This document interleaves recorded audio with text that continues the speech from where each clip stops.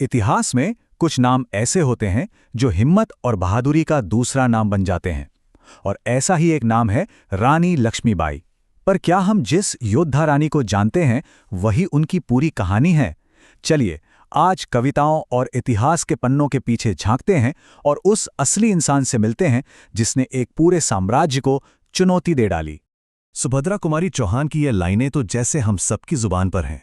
इन पंक्तियों ने एक ऐसी छवि बनाई है जो कभी हार नहीं मानती। लेकिन ये जो शब्द है मर्दानी, यानी मर्दों की तरह लड़ने वाली, इसके पीछे की कहानी क्या है? तो चलिए इस महान शख्सियत के पीछे के इंसान को समझने की कोशिश करते हैं। कौन थी वो मणिकर्णिका जो झांसी की रानी बनी और फिर हमेशा हमेशा के लिए इतिहास में अमर हो गईं? देखिए, उनकी कहानी की शुरुआत किसी जंग के मैदान से नहीं बल्कि वाराणसी के शांत घाटों से हुई थी। आइए देखते हैं कि कैसे मनु नाम की एक आम लड़की झांसी की महारानी बन गई। वाराणसी में जन्मी मणिकर्णिका, जिन्हें सब प्यार से मनु बुलाते थे, उनका बचपन किसी आम लड़की जैसा नहीं था। मां के गुजर जाने के बाद वो अपने पिता के साथ पेशवा के दरबार में पली बढ़ी और वहां उन्होंने लड़कों के साथ मिलकर तलवारबाजी और घुड़सवारी सीखी। लेकिन फिर शादी, अपने बेटे को खोने का दुख और पति की मौत, इन सब ने उन्हें बहुत ही कम उम्र में अकेला कर दिया। पति की मौत के बाद रानी लक्ष्मीबाई को जंग नहीं बल्कि शांति चाहिए थी। उस वक्त के चश्मदीदों का कहना है कि वो तो सब कुछ छोड़कर अपना सिंहासन त्याग कर काशी में एक आम विधवा की तरह जीना चाहती थी, पर शायद किस्मत को कुछ और ही मंजूर था। और बस यहीं से उनकी जिंदगी में वो मोड़ आया जिसने एक दुखी विधवा को एक विद्रोही रानी बना दिया। ये सब शुरू हुआ अंग्रेजों की एक पॉलिसी से, जिसे कहते थे डॉक्ट्रीन ऑफ लैप्स, मतलब हड़प नीति। इस कानून के हिसाब से क्योंकि लक्ष्मीबाई का अपना कोई बेटा नहीं था, तो उनके गोद लिए हुए बेटे को वारिस नहीं माना गया और अंग्रेजों ने हुक्म सुना दिया कि झांसी अब उनकी हुई। और इसी नाइंसाफी के जवाब में लक्ष्मीबाई ने वो ऐलान किया जो इतिहास बन गया। ये सिर्फ एक नारा नहीं था, जो उस वक्त की सबसे बड़ी ताकत को एक खुली चुनौती थी। इस ऐलान के साथ ही जंग तो तय हो गई। अब बात करते हैं उस ऐतिहासिक लड़ाई की जिसने रानी लक्ष्मीबाई को हमेशा के लिए अमर कर दिया। सिर्फ 11 दिन। सोचिए, अपनी एक छोटी सी सेना के साथ रानी ने दुनिया की सबसे बड़ी सल्तनत की पूरी फौज का सामना किया। ये एक ऐसी लड़ाई थी जिसे जीतना लगभग नामुमकिन था। पर रानी सिर्फ एक बहादुर योद्धा नहीं थी, वो एक बहुत ही तेज रणनीतिकार भी थीं। उन्होंने औरतों की एक फौज तैयार की जिसे दुर्गा दल कहते थे। अपनी सबसे ताकतवर तोपों कड़क बिजली और भवानी शंकर को दीवारों पर तैनात किया। और जब तोप के गोले कम पड़ने लगे तो उन्होंने अपने सोने चांदी के जेवर तक पिघलवा दिए। लेकिन झांसी की हार की वजह ताकत की कमी नहीं थी, बल्कि एक धोखा था। किले के ही एक गद्दार ने अंग्रेजों को एक कमजोर दीवार का राज बता दिया और दुश्मन की सेना शहर के अंदर घुस आई।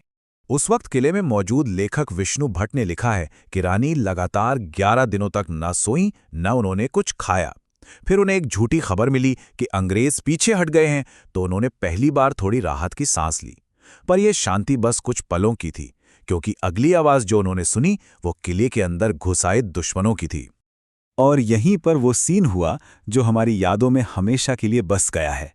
अपने गोद लिए बेटे को पीठ पर कसकर बांधा और रानी ने अपने घोड़े बादल को किले की दीवार से नीचे कूदा दिया और रात के अंधेरे में गायब हो गई। झांसी हाथ से जा चुका था, लेकिन लड़ाई अभी खत्म नहीं हुई थी। अब कहानी अपने आखिरी और सबसे दर्दनाक मोड़ पर पहुंचती है। कालपी तक के 102 किलोमीटर के सफर में उनके वफादार घोड़े बादल ने दम तोड़ दिया। और यहीं पर एक ऐसी बात का जिक्र मिलता है जो उनकी हिम्मत के साथ साथ उनके अंदर के इंसान को भी दिखाता है। वो शारीरिक रूप से बहुत कमजोर और लाचार महसूस कर रही थीं। इसके बावजूद उन्होंने हिम्मत नहीं हारी। तात्या टोपे के साथ मिलकर ग्वालियर पर कब्जा किया और ये उनकी आखिरी बड़ी जीत थी। 18 जून 1858 अंग्रेजों ने उन्हें घेर लिया। उनका नया घोड़ा एक नाले को पार करने से डर गया। जब वो चारों तरफ से घिर गईं, तब भी उन्होंने घोड़े की लगाम अपने दांतों में दबाई और दोनों हाथों में तलवार लेकर अपनी आखिरी सांस तक लड़ती रहीं। रानी लक्ष्मीबाई की जिंदगी शायद सिर्फ 23 साल की उम्र में खत्म हो गई, पर उनकी कहानी, उनकी विरासत आज भी जिंदा है। अपने जमाने में वो एक साम्राज्य से लड़ने वाली योद्धा थी। आज वो विमेन एम्पावरमेंट का सिंबल है। अन्याय के खिलाफ आवाज उठाने की प्रेरणा है। उनका संघर्ष 19वीं सदी का था, पर वो 21वीं सदी के लिए एक रोल मॉडल बन गई हैं। उनकी विरासत की एक निशानी, उनकी तलवार, आज भी एक बड़ा भावनात्मक और राजनीतिक मुद्दा बनी हुई है। रानी की शहादत के बाद उनके हथियार ग्वालियर के सिंधिया परिवार के पास पहुंचे और आज वो वहीं एक म्यूजियम में रखे हैं।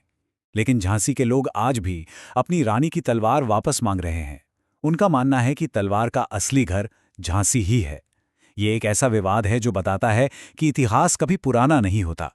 और आखिर में शायद यही सबसे बड़ी बात है, रानी लक्ष्मीबाई सिर्फ इतिहास का एक किरदार नहीं है, वो एक सोच है, एक जज्बा है, एक ऐसी क्रांति जो कभी मर नहीं सकती।